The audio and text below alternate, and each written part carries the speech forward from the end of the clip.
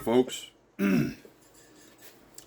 I take this video outside right now, but it's 3 degrees, so I'm in my shop.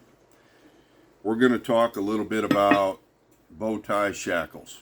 And I know a lot of agencies and a lot of units have these in their trucks and their recovery gear, but how much do you really know about them?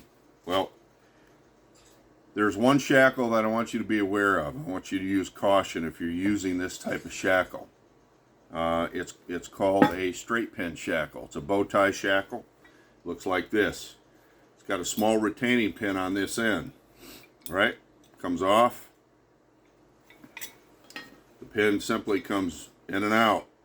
You can find these things everywhere, from a local farm to a garage sale. They're good shackle, but they have limitations. You want to be careful, especially if you got big mar factor involved and or you're using an extremely heavy vehicle like an armored vehicle or even a heavy farming implement.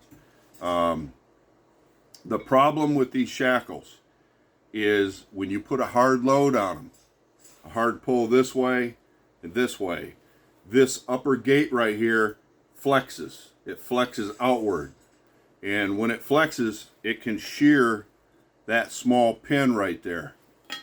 It shears the pin, this comes out, and then you've got a missile flying through the air, a steel missile. Okay? So, straight pin shackle. I've used these actually to, on the back side of a 3-to-1 and 4-to-1 mechanical pull to pull 30-ton armored vehicles. No problem. This would not be my primary shackle if I was doing a single point to single point recovery using a kinetic energy rope. Okay?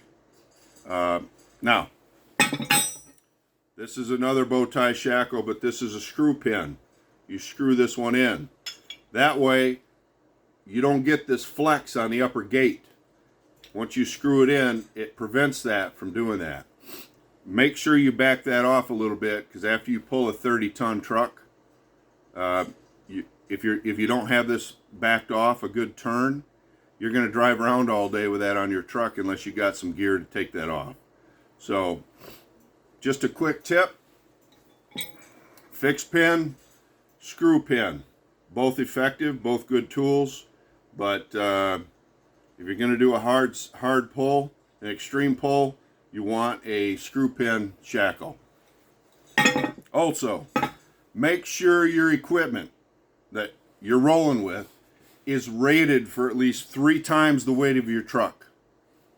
3 times the weight of your truck.